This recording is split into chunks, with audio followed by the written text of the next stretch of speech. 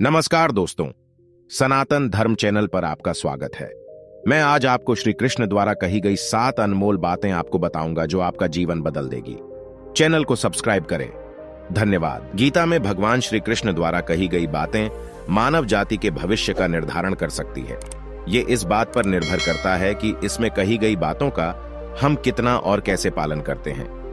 गीता ज्ञान सार के साथ साथ मनुष्य जाति की सफलता की एक कुंजिका भी है। इसमें कही गई बातें अनमोल हैं।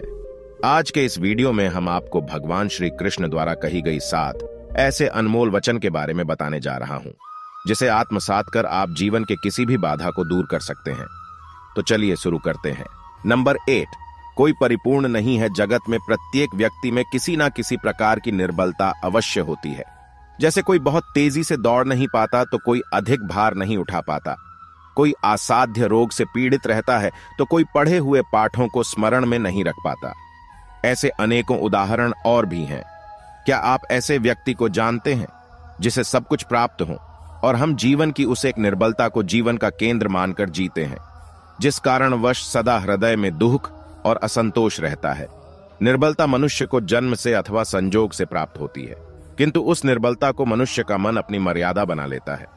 किंतु कुछ व्यक्ति ऐसे भी होते हैं जो अपने पुरुषार्थ और श्रम से उस निर्बलता को पराजित कर देते हैं। क्या भेद है उनमें और अन्य लोगों में, ये आपने कभी विचार किया है? सरल सा उत्तर है इसका, जो व्यक्ति निर्बलता से पराजित नहीं होता, जो पुरुषार्थ करने का साहस रखता है, हृदय में वो निर्बलता को पार कर जाता है। अर्थात निर्बलता अवश्य ईश्वर देता है, किंतु मर्यादा मनुष्य का मन ही निर्मित करता है। स्वयं विचार कीजिए। नंबर 2, वर्तमान में रहना शुरू करें। भविष्य का दूसरा नाम है संघर्ष। हृदय में आज इच्छा होती है और यदि पूर्ण नहीं हो पाती तो हृदय भविष्य की योजना बनाता है। भविष्य में इच्छा पूर्ण होगी ऐसी कल्पना करता रहता है, किंतु जीवन ना तो भविष्य में है और ना अतीत में। जीवन तो इस क्षण का नाम है, अर्थात इस क्षण का अनुभव ही जीवन का अनुभव है। पर हम यह जानते हुए भी इतना सा सत्य समझ नहीं पाते। या तो हम बीते हुए समय के स्मरणों को घेर कर बैठे रहते हैं, या फिर आने वाले समय के लिए हम योजनाएं बनाते रहते हैं और जीवन बीत जाता है। एक सत्य यदि हम हृदय में उतार लें कि ना हम भविष्य देख सकते हैं, ना ही भविष्य निर्मित कर सकते हैं। हम तो केवल धैर्य और साहस के साथ भविष्य को आलिंगन दे सकते हैं, स्वागत कर सकते हैं भविष्य का। तो क्या जीवन का हर पल जीवन से नहीं भर जाएगा? नंबर 3, कोई भी ज्ञान कैसे प्राप्त करें? ज्ञान प्राप्ति सदा ही समर्पण से होती है, ये हम सब जानते हैं। किंतु समर्पण का वास्तविक महत्व क्या है? क्या कभी विचार किया? मनुष्य का मन सदा ही ज्ञान प्राप्ति में अनेक बाधाओं को उत्पन्न करता है। कभी किसी अन्य विद्यार्थी से ईर्ष्या हो जाती है, कभी पढ़ाए हुए पाठों पर संदेह होने लगता है, और कभी गुरु द्वारा दिया गया दंड मन को अहंकार से भर देता है। नहीं, क्या ऐसा नहीं होता? न जाने कैसे कैसे विचार मन को भटकाते हैं, और मन के इसी अयोग्य स्थिति के कारण हम ज्ञान प्राप्त नहीं कर पाते। मन की योग्य स्थिति केवल समर्पण से प्राप्त होती है। समर्पण मनुष्य के अहंकार का नाश करता है। ईर्ष्या, महत्वाकांक्षा आदि भावनाओं को दूर कर हृदय को शांत करता है और मन को एकाग्र करता है। वास्तव में ईश्वर की सृष्टि में ना ज्ञान की मर्यादा है, ना ज्ञानियों की। गुरु दत्तात्रेय ने तो गाय और श्वान से भी ज्ञान प्राप्त कर लिया था। अर्थात विषय ब्रह्म ज्ञान का हो या जीवन के ज्ञान का या गुरुकुल में प्राप्त होने वाले ज्ञान का, उसकी प्राप्ति के लिए गुरु से अधिक महत्व है उस गुरु के प्रति हमारा समर्पण। क्या ये सत्य नहीं? नंबर 4, धर्म संकट को जाने प्रत्येक मनुष्य के जीवन में ऐसा क्षण अवश्य आता है जब सारे स्वप्न, सारी आशाएं, सारी दृश्य ध्वस्त हो जाते हैं। जीवन की सारी योजनाएं बिखर जाती हैं। एक ओर धर्म होता है और दूसरी ओर दुख। इसी को धर्म संकट कहते हैं। जब धर्म का वहन ही संकट हो और धर्म का त्याग ही दुख हो। विचार कीजिए, कभी किसी स्वजन के विरुद्ध सत्य बोलने का अवसर प्राप्त हो जाता है, कभी ठीक दरिद्रता के समय सरलता से चोरी करने का मार्ग प्राप्त हो जाता है, कभी किसी शक्तिशाली राजनेता या राजा के कर्मचारी का अधर्म प्रकट हो जाता है। सबके जीवन में ऐसी घटना बनती ही रहती है। अधिकतर लोग ऐसे किसी क्षण को धर्म संकट के रूप में जान ही नहीं पाते। हमें किसी प्रकार के संघर्ष का अनुभव ही नहीं होता। सहजता से सुख की ओर खींचे चले जाते हैं, जैसे मक्खी गुड़ की ओर खींची चली जाती है।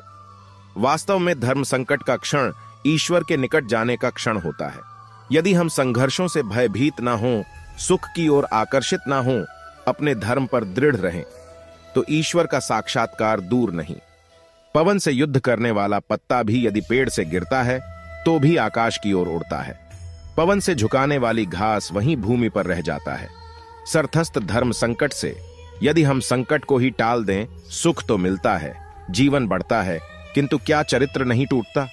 क्या आत्मा दरिद्र नहीं हो जाती? क्या ईश्वर से अंतर नहीं हो जाता? स्वयं विचार कीजिए। नंबर 5, रिश्तों में खट्टास का कारण दो व्यक्ति जब निकट आते हैं तो एक दूसरे के लिए सीमाएं और मर्यादाएं निर्मित करने का प्रयत्न अवश्य करते हैं।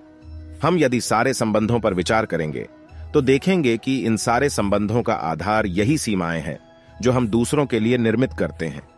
और यदि अनजाने में भी कोई इन सीमाओं को तोड़ता है तो उसी क्षण हमारा हृदय क्रोध से भर जाता है।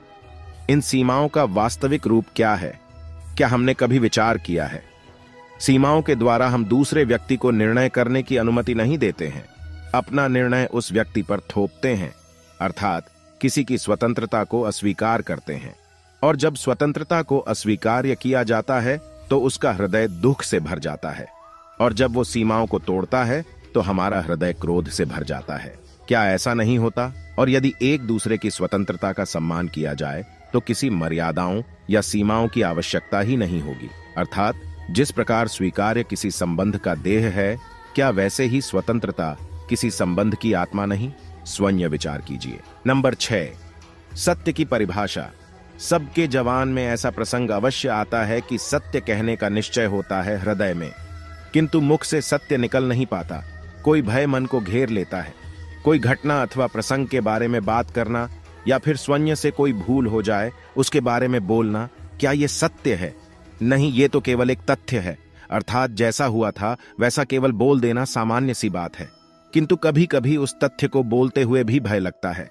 कदाचित किसी दूसरे की भावनाओं का विचार आता है, मन में दूसरे को दुख होगा, ये भय भी रोकता है। तो ये सत्य क्या है? क्या हमने कभी विचार किया है? जब भय रहते हुए भी कोई तथ्य बोलता है तो वो सत्य कहलाता है। वास्तव में सत्य कुछ और नहीं, निर्भयता का दूसरा नाम है। और निर्भय होने का कोई समय नहीं होता, क्योंकि निर्भयता आत्मा का स्वभाव है।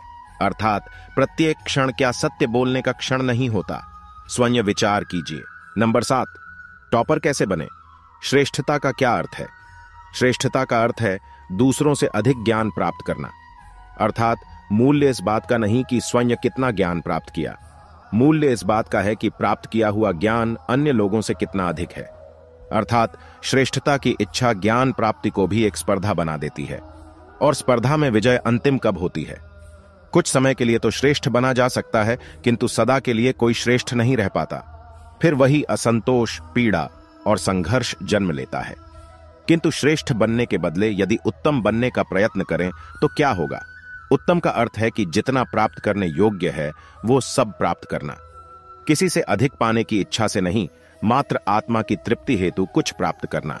उत्तम के मार्ग पर किसी अन्य से स्पर्धा नहीं होती, स्वयं अपने आप से स्पर्धा होती है।